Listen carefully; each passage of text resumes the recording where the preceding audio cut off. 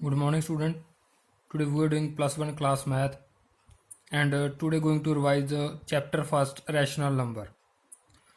So first of all, we have a definition of a rational number. Rational number क्या होते हैं? Rational number वो number होते हैं जिन नंबर्स को हम पी वाई क्यू फॉर्म में कन्वर्ट कर सकते हैं. ठीक है, वो नंबर्स जिन्हें पी वाई क्यू फॉर्म में कन्वर्ट कर सकते हैं, जो पी वाई फॉर्म क्यू में लिखे जा सकते हैं. ठीक है, और q not equal to zero, और जो डिनोमिनेटर पार्ट है वो जीरो नहीं होना चाहिए इनका, वो हमारे पास रैशनल नंबर्स होते हैं.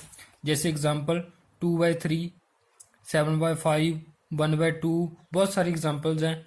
ठीक है, जो हमारे पास J P Y Q form में है. ठीक है, वो नंबर हमारे रैशनल नंबर से बोले जाते हैं. और इसके बाद हमारे पास रैशनल नंबर के कुछ प्रॉपर्टीज ऑफ रैशनल नंबर हैं जो इन पर प्रॉपर्टीज लगती हैं. ठीक है, फर्स्ट ऑफ ऑल हमारे पास है क्लोजर प्रॉपर्टी. क्लोजर प्रॉपर्टी का मीनिंग क्या है कि दो नंबर्स हैं ए एंड बी. ठीक है, रैशनल नंबर्स हैं, अगर उनका सम भी रैशनल नंबर आ जाए, ठीक है, जहाँ मल्टीप्लिकेशन भी रैशनल नंबर आ जाए, सब्ट्रैक्शन भी रैशनल नंबर आ जाए, तो वो क्लोजर प्रॉपर्टी को होल्ड करते हैं. क्लोजर का मीनिंग यही है कि दो रैशनल नंबर लेकर उन पर आप हम ऑपरेशन लगाएं, कोई भी जो अरिथमेटिक ऑपरेशंस होते हैं, प्लस का, माइनस का, मल्टीप्लाई का, तो अगेन फिर रैशनल नंबर आ जाए, ठीक है, रैशनल नंबर बन जाए, तो वो क्लोजर प्रॉपर्टी होल्ड कर जाता है. तो इसे हम बोल देते हैं rational numbers are closed under addition. मान लो मेरे पास कोई दो नंबर हैं. ठीक है, मैं नंबर लिया 1/2 प्लस 4/2 प्लस करके क्या आया 5/2. तो ये भी एक रैशनल नंबर आ गया. 1/2, 4/2 रैशनल नंबर थे, दोनों का प्लस करके 5/2 आया. This is also rational number. तो rational number are closed under addition, मतलब एडिशन में ये क्लोज्ड हो गए. सिमिलर सब्ट्रैक्शन करेंगे, वो भी रैशनल नंबर आएगा, उनमें भी क्या होते हैं, ये क्लोज्ड होते हैं. तो क्लोज्ड अंडर मल्टीप्लिकेशन, अगर आप मल्टीप्लाई करोगे फिर भी आपके पास एक रैशनल नंबर आएगा. ठीक है, तो ये क्लोज्ड अंडर मल्टीप्लिकेशन हो जाएगा. लेकिन डिवीजन के अंदर क्लोज्ड नहीं होता. मान लो आपके पास नंबर है 2/3 एंड 0, 2/3 एंड 0/समथिंग 0 ही होता है. अगर किसी नंबर को आप 0 के साथ डिवाइड करोगे तो वो रैशनल नंबर नहीं आएगा. ठीक है, समथिंग बाय 0 क्या होता है, मतलब ये 2/3 अब 2/0 बन जाएगा ये वाला पार्ट. ठीक है, 2/0 क्या हो जाएगा हमारा, अनडिफाइंड आ जाएगा, क्योंकि नीचे हमने डिनोमिनेटर में कभी भी जीरो नहीं लेनी होती. डेफिनेशन यही कहती है कि जो डिनोमिनेटर पार्ट है, ठीक है, q equal to not zero था ना, तो डिनोमिनेटर पार्ट जीरो नहीं होना चाहिए. लेकिन जब जीरो के साथ डिवाइड करते हैं तो नीचे जीरो आ गया, तो ये रैशनल नंबर नहीं रहा, तो this implies not closed under division. ठीक है, तो आपने यही ध्यान रखना है कि क्लोजर प्रॉपर्टी को एडिशन, सब्ट्रैक्शन एंड मल्टीप्लिकेशन तीनों होल्ड करते हैं, लेकिन डिवीजन नहीं करते. उसके बाद सेकंड प्रॉपर्टी है कम्यूटेटिविटी.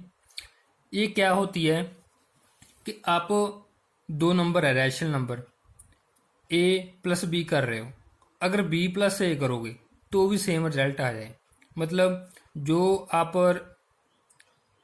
कोई भी ऑपरेशन पहले दो नंबर पे लगा रहे हो, अगर उनको उल्टा कर दो तो सेम रिजल्ट आए हमारे पास, तो वो कौन सी प्रॉपर्टी होल्ड करता है, कम्यूटेटिव प्रॉपर्टी होल्ड हो जाती है. जैसे अगर मैं दो नंबर का सम लूँ ए प्लस बी का, और अगर मैं बी को आगे रख लूँ तो भी मेरा सेम ही आंसर आएगा. जैसे ये रहा 1/2 4/2 था, 5/2 आया. अगर मैं 4/2 प्लस 1/2 लूँ फिर भी आंसर 5/2 ही आएगा. ठीक है, तो इसलिए ए प्लस बी और बी प्लस ए के आगे इक्वल आ गए, तो हमारी रैशनल नंबर में ये एडिशन वाली है जो कम्यूटेटिव प्रॉपर्टी होल्ड होगी. मल्टीप्लिकेशन में भी सेम आएगा आंसर. अगर a इंटू बी है एंड b इंटू ए का रिजल्ट निकालोगे, दोनों का सेम ही आएगा. ठीक है, लेकिन अगर आप सब्ट्रैक्शन कर रहे हो तो ये इक्वल नहीं आएंगे.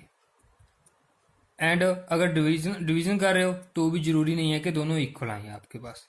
ठीक है, जैसे कोई नंबर ले लूँ मैं 2/3 एंड 3/2 ले लूँ, दोनों के अलग अलग रिजल्ट आएंगे, दोनों सेम नहीं आएंगे. ठीक है, ये पॉइंट्स में चल जाएगा, ये 1 पॉइंट समथिंग आएगा, तो दोनों के अलग अलग रिजल्ट आ गए।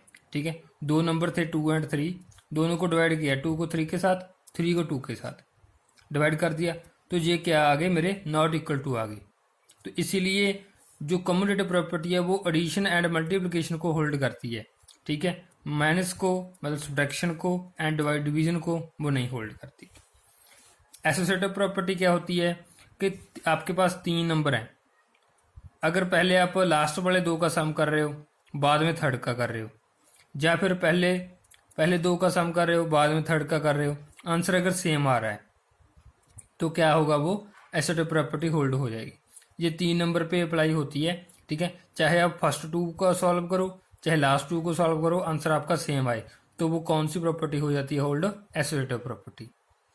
ये माइनस में ये होल्ड नहीं होती। ठीक है, क्योंकि माइनस में हमारे पास आंसर अलग अलग बनते हैं, जैसे इसमें अलग अलग बन रहे थे। सिमिलर मल्टीप्लिकेशन अगर आप पहले लास्ट वालों की करोगे, बाद में फर्स्ट के साथ करोगे, जहाँ पहले फर्स्ट 2 की कर लोगे, बाद में थर्ड की करोगे, तो आंसर दोनों के सेम ही आने हैं। ठीक है, फॉर एग्जांपल अगर यहाँ पर मैं 1/2 लिख दूँ, 3/4 लिख दूँ, ठीक है, और 1/5 लिख दूँ, रिजल्ट इसका आंसर क्या आएगा आपके पास, ऊपर तो 3 आएगा, नीचे कितना आ जाएगा, 40।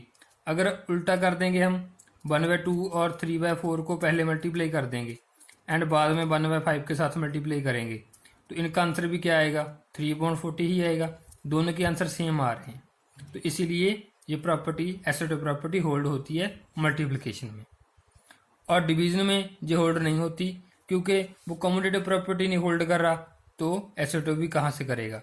ठीक है, अगर वो 2 नंबर पे नहीं होल्ड हो रहा तो 3 नंबर पे होल्ड नहीं होगा।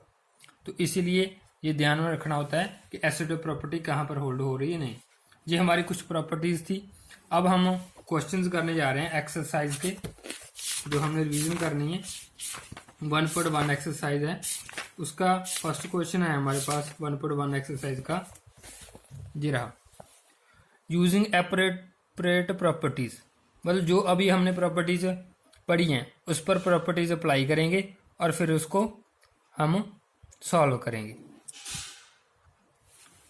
तो देखिए फर्स्ट क्वेश्चन कैसे सॉल्व किया है। -2/3 × 3/5 प्लस 5/2 माइनस 3/5 × 1/6। प्रॉपर्टी अप्लाई करेंगे हम इस पर। फर्स्ट ऑफ ऑल हमारे पास कम्यूटेटिव प्रॉपर्टी अप्लाई होगी। कम्यूटेटिव प्रॉपर्टी वो कैसे होगी, देखो ये दोनों टर्मों में 3/5 आ रहा है, सेम आ रहा है, बीच में मल्टीप्लिकेशन है, इन दोनों को इकट्ठा कर लेंगे। ठीक है, इसको उठा के इसके साथ लगा देंगे और 5/2 लास्ट पे चल जाएगा। तो जब हम कोई टर्म को आगे पीछे करते हैं वहां पर कौन सी प्रॉपर्टी अप्लाई हो जाती है, कम्यूटेटिव प्रॉपर्टी हो जाती है। तो रैशनल नंबर में कम्यूटेटिव प्रॉपर्टी होल्ड करती है, इसलिए हम इसको उठा के आगे लिए। अब ये दोनों इकट्ठी होगी टर्म में, इनमें से कॉमन निकालेंगे 3/5 इसमें से भी और इसमें से भी। 3/5 बाहर आ गया, यहाँ पर क्या बचा -2/3, यहाँ पर क्या बचा -1/6। ठीक है, तो -1/6 आ गया। तो अब हमारे पास जो ब्रैकेट में आ गया आंसर, इसको सिंप्लीफाई करना है, एलसीएम लेंगे। 1/6 और -2/3 है, 6 और 3 का एलसीएम 18। यहाँ पर 3 है, 18 कैसे बनेगा, 6 के साथ मल्टीप्लाई करके, 6 2 या 12। यहाँ पर 6 है, एलसीएम 18 है, तो कैसे 18 बनेगा, 3 के साथ मल्टीप्लाई करके। ठीक है, 1 3 या 3, ये बन गया -15। और उसके बाद हमने कटिंग कर दी, 3 को 18 के साथ, 5 को 15 के साथ, ये बन गया -3/6। अब इनका एलसीएम बन गया हमारे पास 6 और 2 का 6 एलसीएम आया, यहाँ पर -3 रह जाएगा, यहाँ पर 3 के साथ मल्टीप्लाई करेंगे तो बन गया 15। तो 12/6 कैंसिल आउट करके हमारा आंसर बना है 2। तो ऐसे इनको सिंप्लीफाई करना है। ठीक है, तो प्रॉपर्टी कौन सी अप्लाई कर दी हमने, कम्यूटेटिव प्रॉपर्टी और एसोसिएटिव प्रॉपर्टी दोनों अप्लाई कर दी। ठीक है, यहाँ पर।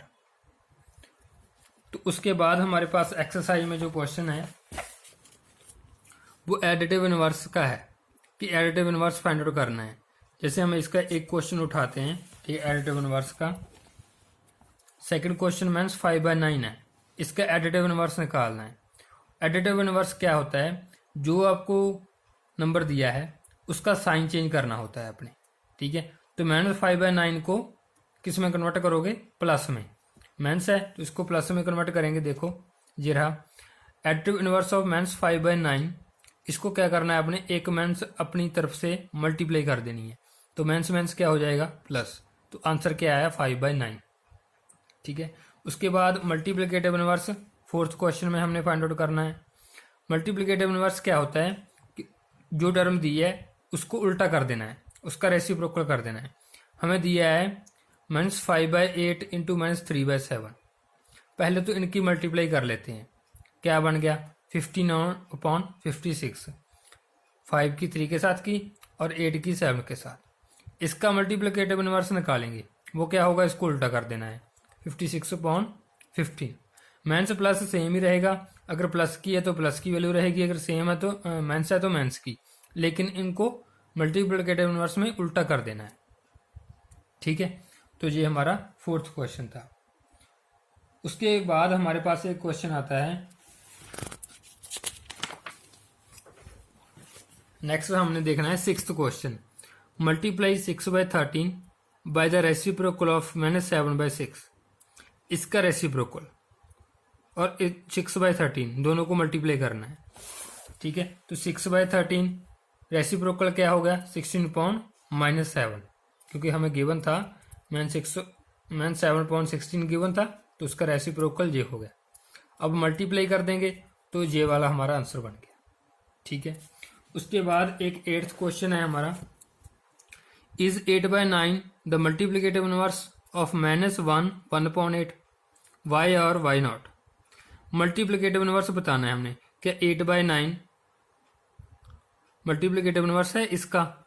इसको पहले सिंप्लीफाई कर लेंगे, ठीक है। ये मिक्सर फ्रैक्शन है, इसको सिंपल फ्रैक्शन में कन्वर्ट करेंगे।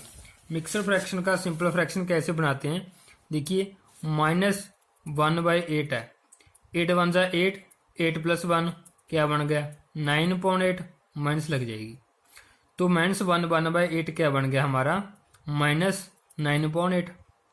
अगर 8/9 है तो इसका मल्टीप्लिकेटिव इनवर्स क्या बनेगा, उल्टा कर देंगे इसको 9/8, तो ये तो -9/8 है, तो ये तो इक्वल आए नहीं हमारे, ठीक है। तो इसका आंसर तो आएगा नो।